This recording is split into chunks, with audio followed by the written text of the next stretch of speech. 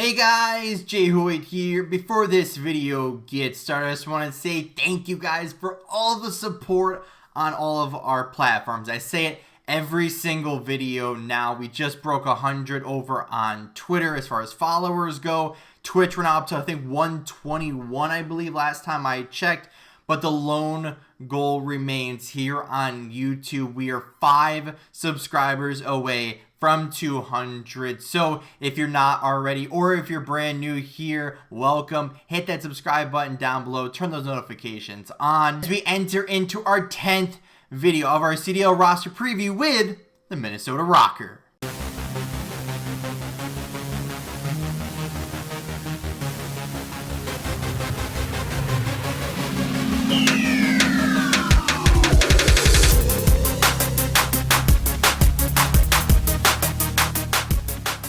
What's going on, guys? Hoyt back with you today. Welcome back to some Call of Duty Black Ops Cold War. We got another banger gameplay in the background for you as we jump back to a legendary map raid. Drop a little 59 and 18 action, but that's not the reason we're here. This is the 10th video of our CDL roster preview with the Minnesota Rokkr. As we like to start every single one of these videos, of course, what did they do last year? So this team started off as Silly, Assault, GodRx, Alex, and Asim.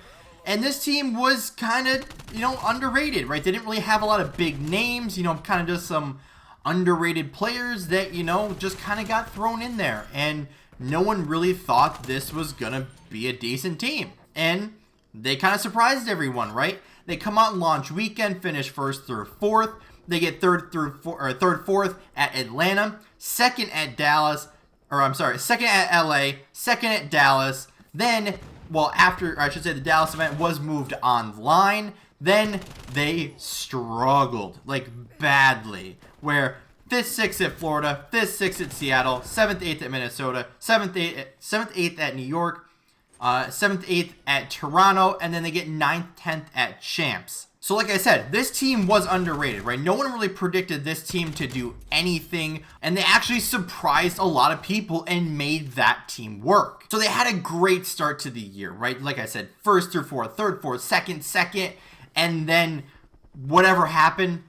The switch online definitely affected them, and obviously it affected more than just them, but in this case it kind of hurt them. Now, would this team have been good at, later in the year?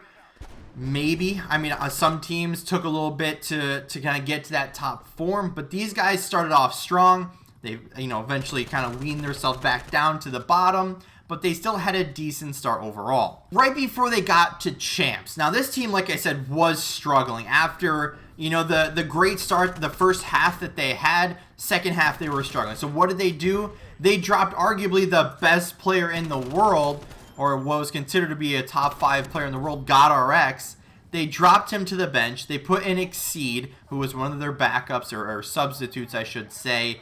And that star player is now on the bench, which, again, they had a great start to the season, but not throughout the entire season. But they dropped him, and it definitely didn't help. But moving on to this year, switch back to 4v4, new game Cold War drops, and this team wipes out their entire roster. So this team now is joined by 2 different duos from 2 teams. So in the case of the New York side, you have Attach and Accuracy, like I said, joining from the New York Subliners.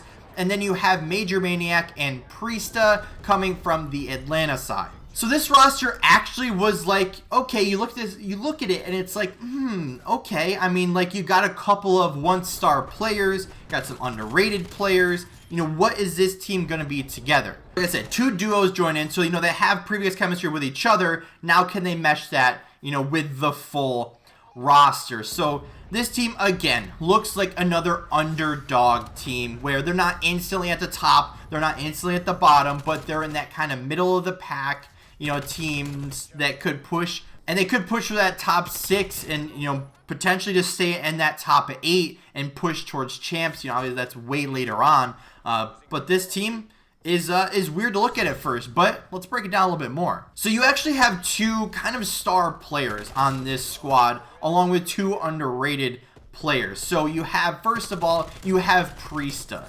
Now, he's coming over from the Atlanta side. Now, yes, they were one of the more dominant teams last year, but they already had three kind of superstars on the roster to begin with. Then you add in Priesta, and then you had Major Maniac. So Major Maniac and Priesta kind of didn't really get the love and the stats that normally you'd have with those players.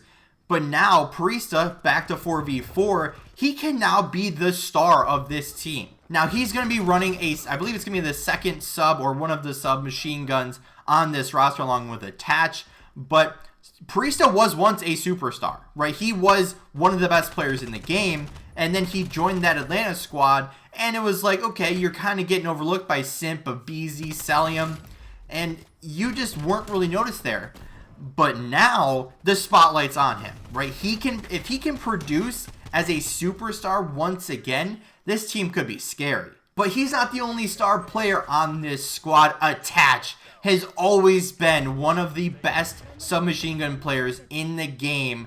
And at points, he was a flex player, but I think he's going to go back to his main sub role this year. And once again, he was on teams that other players overshadowed him. So now, back to 4v4, if he can be a star once again, same conversation as Priest. If he can be a star once again, he can do big things with this team. And it looks like you're going to have Major Maniac as probably a flex role, maybe the main AR role, but then you have Accuracy, who's always been a main AR. So I'm going to go with the flex role for Major Maniac. He's been a player that's been kind of underrated since he's joined in the league, and never really gotten the support and the stats, but he's always been that leader. He's older. I think he's already like 27. He's only like 2 years in the league or something. So he's one of the older players in the league, and he's been super underrated. That potentially he can just be that guy that does the dirty work, gets in the hard point, runs that second AR, and you won't really hear his name too often, but he'll be there, right? He's been consistent. He's been a leader, but now with the 2-star subs around him and Accuracy, who we'll get to next, he might be in a pretty good spot here. But then you have Accuracy, like we said, the main AR of this team. The last couple of years with 5v5, he wasn't really the best of players. But the last time we had a 4v4 game, he was arguably one of the top 4 ARs in the game. So when you look at the likes of like Formal, Octane, Slasher, those types of guys, then you had Accuracy in that talk. That's pretty incredible. So you have a group of people who have been overshadowed and underrated now coming together with 2 superstars, consistency, and was once one of the best ARs in the game. This team could be kind of scary. Now, with some roster changes that have happened, and we'll get to that in the full breakdown preseason video. But New York, Zuma ended up retiring, so that affected their stock a little bit. So I actually put them above New York in this case. Now, like I said, we'll get to that full list in a different video once we're all done. But this team as a whole looks pretty good on paper. I haven't really seen them scrim yet, but overall, this team looks pretty solid. But of course, as we always start videos, what they did last year, we got to end it in the same way. Predictions. So this team, I don't think, is in that tier 1 right now with the likes of like Optic, Atlanta, and Dallas. I don't think they're in that rank just yet. But I also don't see them in like the bottom 4 with like Paris, LA Gorillas, and like Toronto.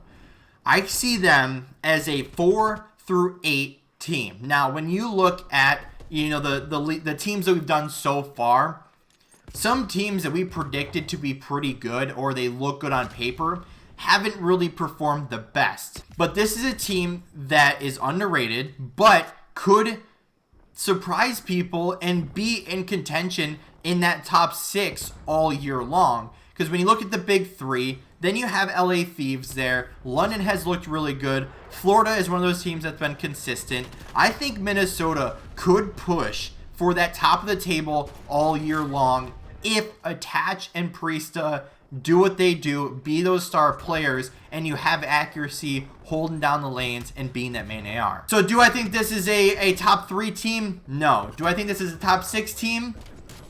I would say it could be. Do I definitely say top 8? Of course. But we'll have to wait, as always, and see how this team does. We got the, what's it called? The Kickoff Classic, I believe, this weekend. So we'll get our first look at them. I believe it's the 23rd and 24th. Maybe it's just the 24th. I don't remember. Look it up. I'll link it down below in the description. But with all that being said, guys, thank you so much for watching. If you did enjoy, hit that like button down below. Leave all your thoughts and comments down below in that comment section. How do you think these guys will do? Like I said, I think they'll be towards that top of the leaderboard, but let me know down in that comment section below. If you haven't yet, or if you're new here, hit that subscribe button. But as always, guys, we'll see you in the next one.